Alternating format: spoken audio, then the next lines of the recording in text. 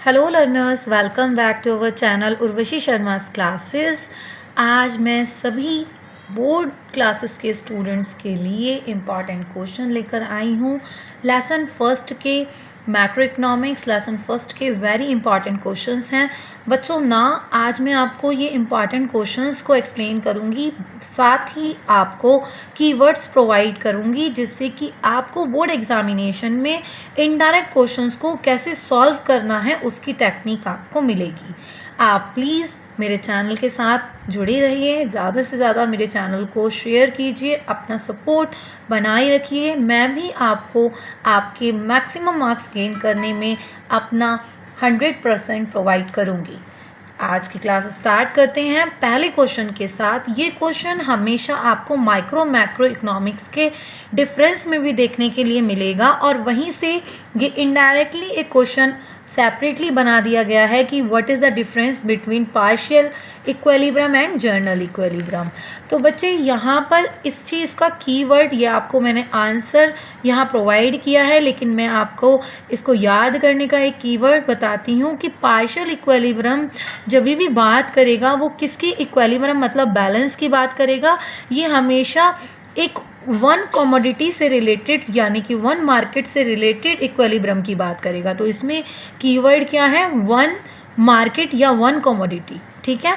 General equilibrium जो है वो साइमल्टेनियसली ऑल मार्केट्स के इक्विलिब्रियम की बात करेगा। तो इस क्वेश्चन में जो कीवर्ड है वो है partial equilibrium, one market equilibrium की बात करता है, और जनरल इक्विलिब्रियम ऑल मार्केट्स की। अब हम देख लेते हैं कि पार्शियल इक्विलिब्रियम जब वन मार्केट की बात करेगा तो ये जनरली किसका पार्ट होगा? माइक्रो इकोनॉमिक्स का। और जनरल इक्विलिब्रियम किसका पार्ट होगा? मैक्रो इकोनॉमिक्स का। बच्चे आपको एक चीज़ मैं क्लियर करती हूँ कि जैसा कि आपकी ये बुक है और इसमें 12th क्लास की आपकी बुक है और ये आपका जो चैप्टर है इसमें जनरली आपको केवल मैक्रो इकोनॉमिक्स के बारे में ये याद रखना है कि जो मैक्रो वर्ड है वो ग्रीक लैंग्वेज के मैक्रोस से बना है, और इसमें एक कोटेशन आपको याद कर लेनी है, वही इस पेज का इम्पॉर्टेंट सफिशेंट है। उसके बाद आपको बताना मैं ये चाहती हूँ कि ये जो डिफरेंस आपको दिए हुए हैं 7, इसको आपको बहुत अच्छी तरीके से याद करना है और हमेशा याद रखना है कि बेसिस ऑफ डिफरेंस जो है उसको बेस बना के आपको इसे याद करना है। क्योंकि जैसे बेटा आप देख रहे हैं कि हम पहले क्या करते थे 11 तक कि जो मन में आया वो डिफरेंस याद किया और 7 है तो कोई से भी 5 कर लिए, लेकिन ऐसा अब नहीं चलेगा।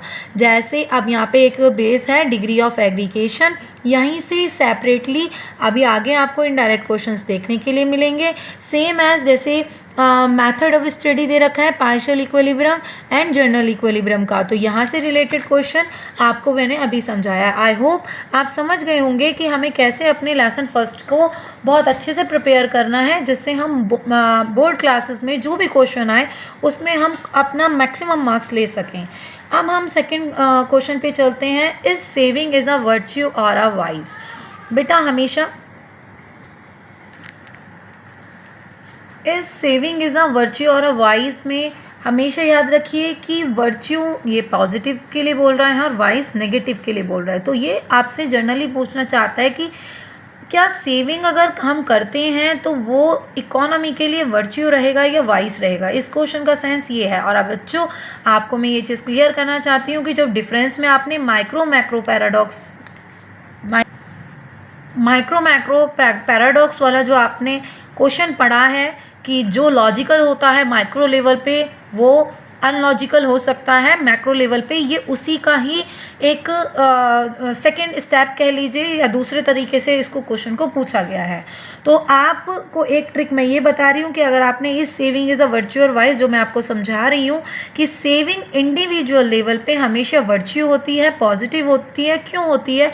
क्योंकि जब हम डिपॉजिट करते हैं अपनी सेविंग्स को बैंक में डिपॉजिट कर रहे हैं तो कहीं ना कहीं हमें जो इंटरेस्ट मिल रहा है उससे हम रेगुलर इनकम जनरेट कर रहे हैं, और रेगुलर इनकम जब जनरेट कर रहे हैं तो वो हमारे लिए वर्च्यू है। ठीक है।